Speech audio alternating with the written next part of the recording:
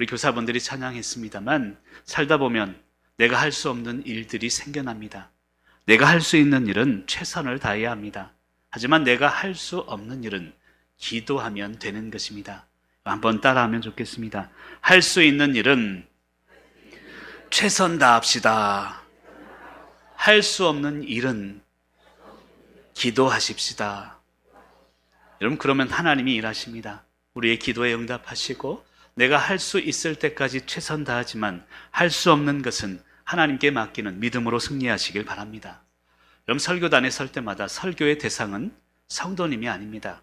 늘 설교자인 나 자신임을 깨닫게 됩니다. 지난번에 설교하고 내려오니까 목사님, 오늘 설교는 내 남편이 들었어야 되는데 그러시더라고요. 근데 사실은 본인, 자신, 우리 모두가 들어야 할 말씀입니다. 오늘도 설교자인 나를 향해서 저는 거울을 보듯이 말씀을 선포합니다.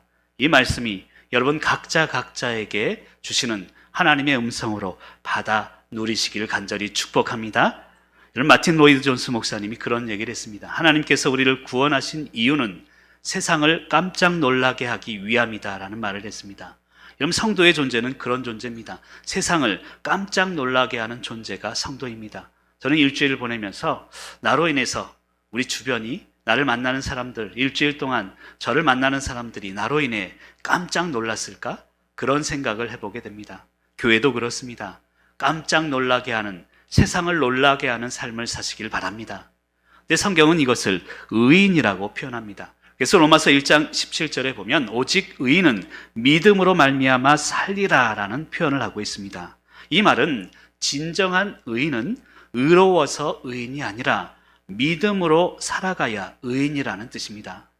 여러분, 의인은 없습니다. 의롭다는 것은 없다는 것입니다. 믿음으로 사는 자가 의인이라는 뜻입니다. 그렇다면 믿음으로 산다는 것이 무엇일까를 고민해야 합니다. 여러분, 믿음으로 산다는 것은요, 결론적으로 하나님의 성품을 받아들인다는 의미입니다. 내 성품이 아니라, 물론 내 여러 가지 상황이 있고 내 성격이 있으나 하나님의 성품을 받아들이고 내 감정이 아닌 하나님이 주시는 감동으로 하나님의 성품으로 살아간다는 의미가 믿음으로 산다는 의미입니다. 그런 의미에서 믿음은요, 삶의 내용입니다.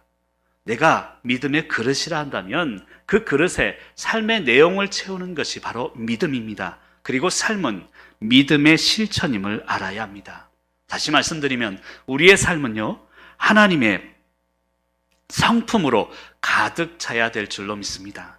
오늘도 이 예배를 통해서 하나님의 성품을 담는 저와 여러분이 되시길 바랍니다. 여러분, 베드로전서 3장 17절에 보면 이런 말씀이 있습니다. 우리 화면을 보면서 같이 한번 읽어볼까요? 베드로전서 3장 17절입니다. 시작. 악을 행함으로 고난 갖는 것보다 나으니라. 아멘. 여러분, 오늘 고난에 대한 이야기를 하고 있는데요, 선을 행함으로 받는 고난, 악을 행함으로 받는 고난. 여러분, 여기서 우리가 깨달아야 되는 것은 선을 행해도 고난받을 수 있고 악을 행해도 고난받는다는 뜻입니다. 우리는 흔히 그런 생각을 합니다. 악인들이 고난받는 것이고 선을 행하다 보면 고난받지 않을 것이라는 생각을 합니다. 하지만 베드로전서 3장 17절은 선을 행하나 악을 행하나 고난받는 것은 동일하다라는 것을 설명합니다. 하지만 선을 행하면서 받는 그 고난이 하나님의 뜻임을 설명하고 있다는 것입니다. 여러분, 제가 목사 초기에는요, 고난을 당할 때 참 힘들었습니다. 어려웠습니다. 근데 지금은요, 고난이 오면 기대가 됩니다. 왜 그런가 하면 고난을 통해서 하나님의 뜻을 이룰 수 있기 때문입니다. 그런 의미에서 보면 우리 고난은요, 내 삶의 또 다른 기대임을 알아야 합니다. 우리 화면을 보면서 한번 읽어볼까요? 고난은 시작.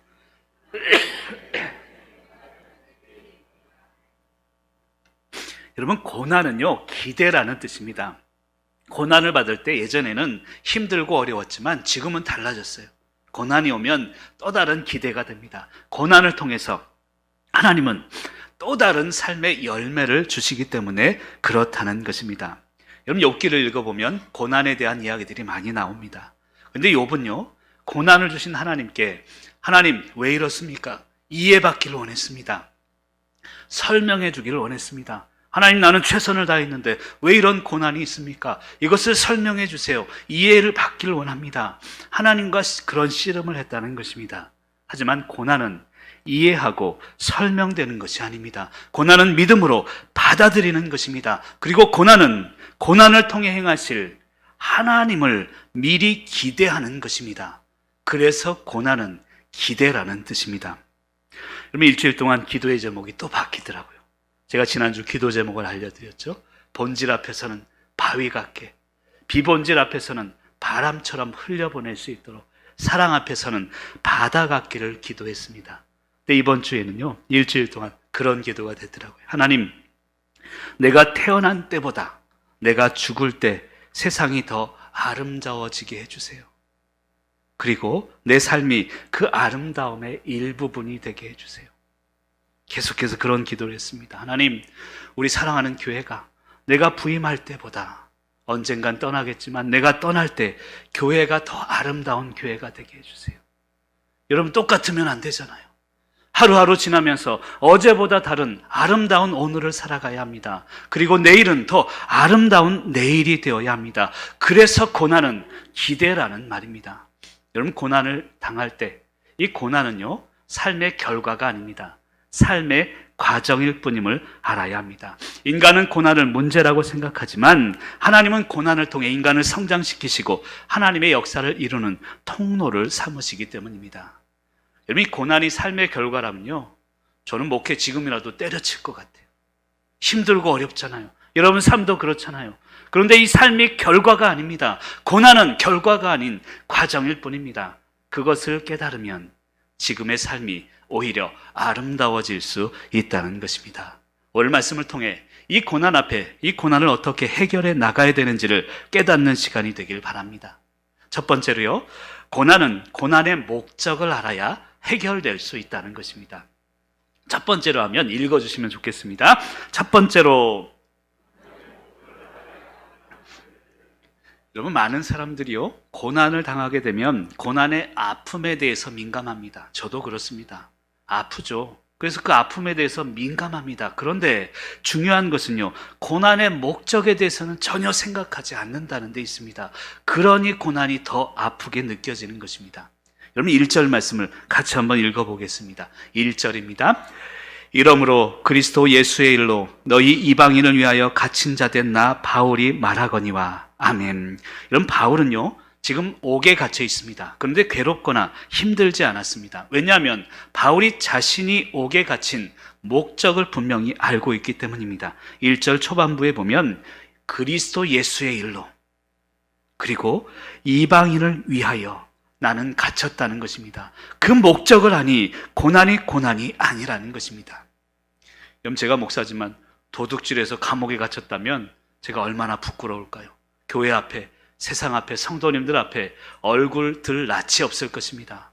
근데 제가 독립운동하다가 감옥에 갇혔다면 오히려 성도님들이 자랑이 되지 않겠습니까? 같은 감옥에 있지만 같은 고난에 있지만 고난의 목적을 알게 되면 그 고난을 이겨나갈 수 있다는 것입니다. 그런데 욥은 고난을 이해하려고만 했습니다. 고난에 대한 설명을 필요했다는 것입니다. 아까도 설명드렸지만 고난은 이해하거나 설명할 수 있는 게 아닙니다. 그래서 안타깝습니다. 믿음으로 받아들이는 것이고 믿음으로 넘어서는 것이고 그래서 고난은 기대가 되어야 됩니다. 여러분 그런 의미에서요 고난은 현재의 설명이 아닌 미래의 설명입니다라고 감히 말씀드리고 싶습니다. 고난을 통해 현재를 설명할 수가 없습니다. 미래의 설명이 고난입니다. 왜냐하면 현재 고난의 의미는 미래가 돼야 알 수 있기 때문입니다. 그래서 현재 고난의 아픔보다 고난의 목적을 깊이 있게 고민할 수 있어야 되는 것입니다. 아브라함에게 주신 축복은요 두 가지로 표현이 될 수 있습니다. 첫 번째는 땅의 축복입니다. 이것은 우리 상황의 축복이죠. 그리고 두 번째는 자손의 축복을 주셨습니다. 별처럼 수많은 자손, 이것은 사람의 축복을 의미합니다. 근데 이 두 가지 축복이 있듯이 고난에 대해서도 똑같이 적용이 됩니다. 고난도 이 두 가지 면에 대해서 고난이 다가옵니다. 상황에 대한 고난이 있고요. 두 번째는 사람에 대한 고난이 있다는 것입니다. 상황에 대한 고난, 사람에 대한 고난 모두가 목적이 있고 그 목적을 찾기 위한 몸부림을 쳐야 합니다. 이 고난에 대한 자세가 중요합니다. 아까 얘기한 상황에 대한 고난이 있습니다. 이 상황에 대한 고난은 과거를 생각하지 말고 미래를 생각해야 이겨나갈 수 있습니다. 좀 말이 어려운가요? 좀 쉽게 설명드리면 그렇습니다. 어느 분이 사업을 하다가 어려움에 처합니다. 부도 위기 직전까지 갔습니다. 그때 그런 생각을 합니다. 내가 왜 그때 그 선택을 했을까? 과거 일을 생각합니다. 그러다 보면 이 사업이 점점점 힘들어질 수 있습니다. 그때는 미래를 생각해야 된다는 것입니다. 아니야, 하나님이 이 상황을 통해서 분명히 뜻이 있을 거야. 과거에 얽매이지 말고 미래를 생각하면 하나님이 상황을 다시금 올려놓으신다는 것입니다. 근데 두 번째는 사람에 대한 고난이 있습니다. 이 사람에 대한 고난은 반대적인 입장으로 풀어가야 합니다. 다시 말씀드리면 미래를 생각지 말고 과거를 생각해야 사람에 대한 고난이 풀릴 수 있다는 것입니다. 여러분 그럴 때 있죠. 내가 당한 대로 두고 봐라. 나도 똑같이 갚아줄 거야. 미래에 내가 내일 되면 이렇게 해줄 거야. 그래서는 풀리지 않는다는 것입니다. 오히려 과거를 생각합니다. 아, 그래. 과거에 함께 눈물을 흘렸던 그 과거의 추억들을 생각합니다. 그러면 하나씩 풀려가기 시작하는 것입니다.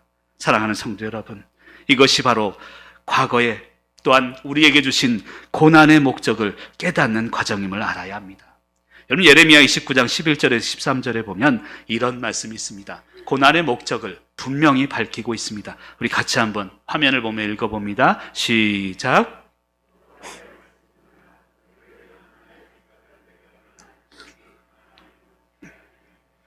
너희에게 미래와 희망을 주는 것이니라.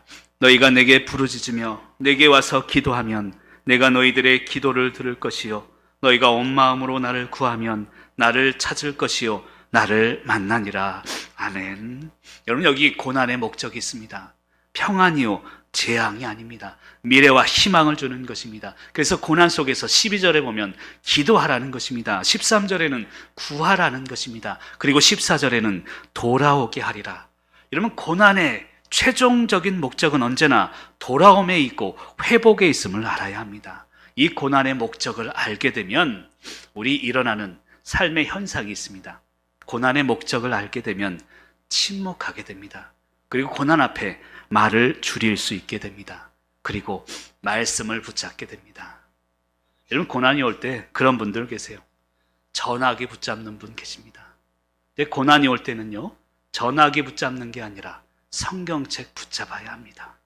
그래야 진정한 하나님의 음성을 들을 수 있고 고난의 목적을 발견할 수 있습니다.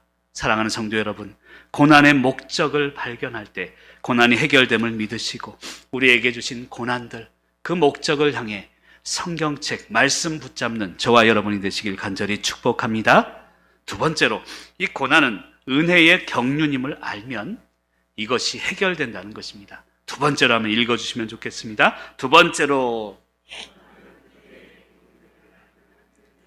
우리 2절과 3절 말씀 같이 읽습니다. 너희를 위하여 내게 주신 하나님의 그 은혜의 경륜을 너희가 들었을 터이라. 곧 계시로 내게 비밀을 알게 하신 것은 내가 먼저 간단히 기록함과 같으니. 아멘. 여러분 2절에 보면 하나님의 그 은혜의 경륜이다라는 표현을 합니다. 여러분 바울은요 지금 옥에 갇혀 있습니다. 근데 그게 무슨 은혜입니까?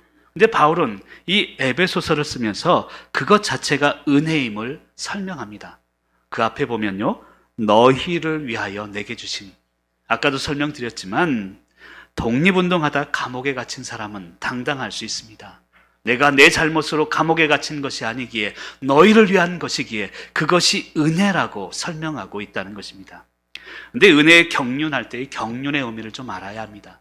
이 헬라어로 보면 오이코노미아라는 뜻을 가지고 있는데요. 이것은 오이코스, 집이라는 뜻이고요. 그 다음 네모, 경영하다라는 뜻입니다. 이게 합쳐서 경륜이라는 뜻입니다. 그러니까 경륜이라는 것은 한마디로 집을 경영하는 것을 말합니다.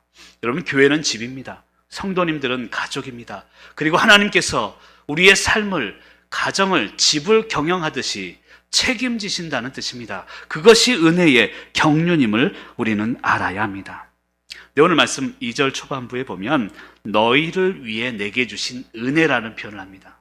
우리가 받은 은혜는요, 나를 위한 게 아니라 너희를 위해 주신 은혜라고 바울은 설명하고 있습니다. 그런 의미에서 보면 제가 목사가 된 것, 그리고 여러분이 여러분 삶 가운데서 누리고 있는 모든 은혜는 나를 위한 게 아닙니다. 아니 목사님, 그럼 왜 신앙생활해요?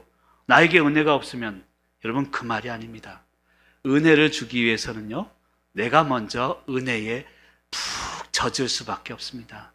그것이 바로 바울이 이야기하는 은혜라는 것입니다. 내가 먼저 은혜를 전하기 전에 은혜에 젖게 된다는 것입니다. 결국 은혜는 하나님이 주시는 것이고, 우리가 집을 경영하는 것처럼, 책임지는 것처럼 우리를 책임지신다는 뜻입니다.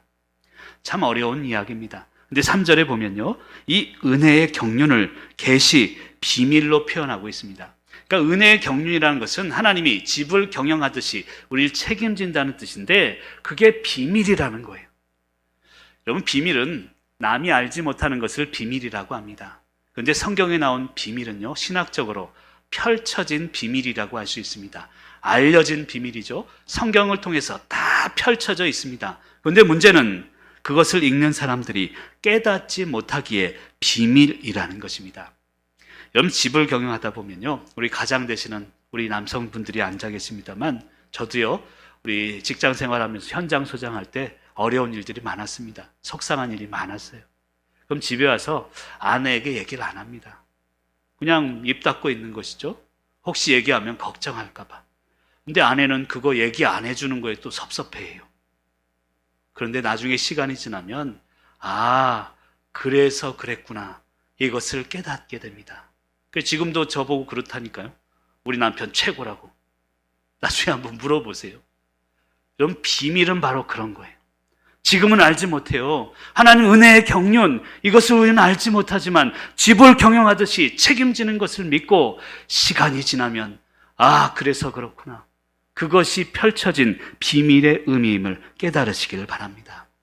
여러분, 그래서 이 은혜의 경륜은요, 시간과 연관이 있습니다. 시간이 지나봐야 알 수 있다는 것입니다. 그런 의미에서 고난은 현재에 대한 설명이 아니라 미래에 대한 설명임을 알아야 합니다.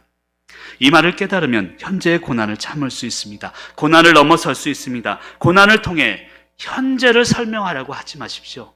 고난을 통해서 미래를 설명할 수 있어야 진정한 믿음임을 오늘 말씀은 이야기하고 있다는 것입니다. 사랑하는 성도 여러분, 현재의 고난 통해서 현재를 설명하기보다 미래를 설명할 수 있는 인내의 사람들이 되시기를 간절히 축복합니다. 그리고 5절에 보면 그런 말씀이 있습니다.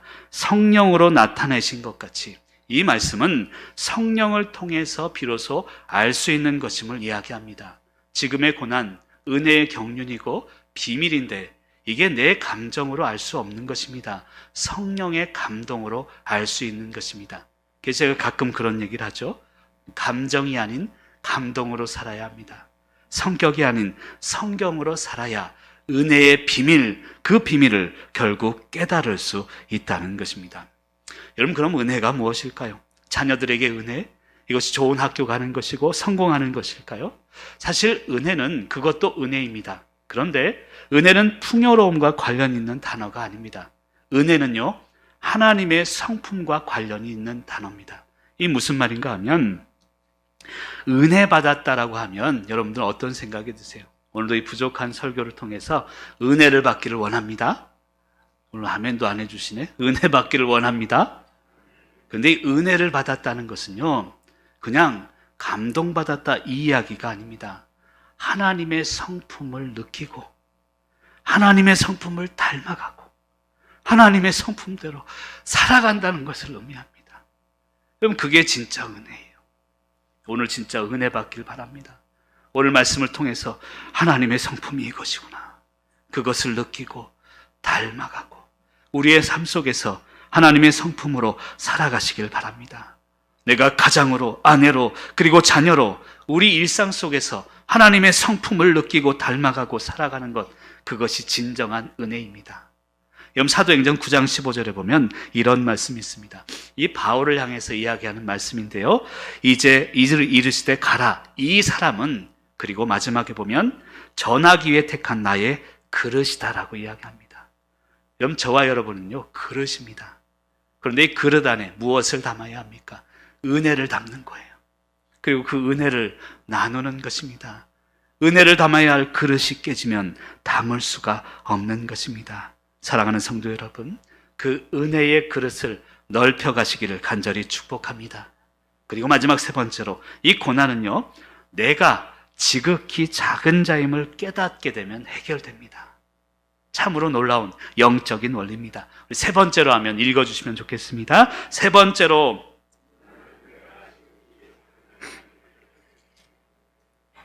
우리 8절 말씀도 같이 읽습니다. 모든 성도 중에 지극히 작은 자보다 더 작은 자에게 이 은혜를 주신 것은 측량할 수 없는 그리스도의 풍성함을 이방인에게 전하게 하시고. 아멘. 여러분 고난은요 내가 지극히 작은 자, 아니 그보다 더 작은 자다, 이것을 깨닫고 고백하면 해결되는 문제입니다. 사실 오늘 말씀이 저에게 하는 말씀이에요. 제가 목사지만 고난을 당할 때요 지금도 그렇습니다. 저를 위해 기도해 주시길 바랍니다. 어떤 기도가 나오냐면, 하나님 내가 얼마나 고생했는데 왜 이래요? 이런 기도를 지금도 하게 돼요. 하나님 내가 얼마나 눈물 흘렸는데 직장 때려치고 돈이 있습니까? 먹을 게 있습니까? 아이를 키우려니 분유값도 없고 브라질 갔다가 아내가 죽을 뻔하고 그 곁에서 눈물 흘리면서 그렇게 기도하면서 자던 생각이 났습니다. 너무너무 힘들어서. 여러분 없어서 힘든 게 아닙니다. 배고파서 힘든 게 아닙니다. 내 진심을 몰라주니 그게 힘든 것입니다. 내 힘들고 어려웠던 눈물들, 그것들을 몰라주니 그것이 힘든 것입니다. 근데 그때 브라질에 있을 때 너무 힘들 때요 주신 말씀이 8절 말씀이에요. 지극히 작은 자보다 더 작은 나. 그럼 이걸 깨달으니까요 고난이 답디다. 고난이 달게 느껴져. 여러분 이럴 때까지, 고난을 달게 느껴질 때까지 기도하고, 그리고 하나님 나는 작은 자입니다. 아니 그보다 더 작은 자입니다. 이것을 고백하시는 저와 여러분이 되시길 바랍니다. 그래야 고난이 달게 느껴지는 것입니다. 이런 고난 앞에 두 가지 자세가 있는데요. 첫 번째는 크다입니다. 한번 따라해 볼까요? 크다. 두 번째는 작다. 이 말이 무슨 말인가 하면요, 고난 앞에서 어떤 고난이든지 첫 번째는 크다를 생각하세요. 내가 받은 은혜가 참 큽니다. 이것을 기억해야 합니다. 두 번째는 작다를 기억해야 합니다. 내가 얼마나 작은 존재인가. 이것을 깨달으면 현재의 고난은 고난이 아닙니다. 달게 느껴질 것입니다. 그래서 로마서 8장 18절은 이야기합니다. 현재 고난은 장차 우리에게 나타날 영광과 비교할 수 없도다. 비교할 수 없는 미래의 영광을 위해서 현재의 이 고난을 인내하며 나아가시길 간절히 소망합니다. 여러분 6절에 보면요, 함께라는 함께가 3번 나옵니다. 함께 상속자가 되고, 함께 지체가 되고, 함께 약속에 참여하는 자가 되고. 저는 이 말씀을 준비하면서 여러분 고난도요 혼자 하면 힘들어요. 아내가 있으니 고난이 반이 됩니다. 두 딸이 있으니 4분의 1이 됩니다. 여러분 제가 지금 여기 보니까 우리 교회 지금 한 2,000명이 앉아 계신데, 아멘, 그렇게 될지어다. 여러분 고난을요 함께 2,000명이 쪼개면요 아무것도 아니에요. 왜 그 고난을 혼자 감당하게 하십니까? 함께 오늘 말씀 이야기하는 이 함께의 마음으로 승리할 수 있길 바랍니다. 바울은 이야기하기를 지극히 작은 자.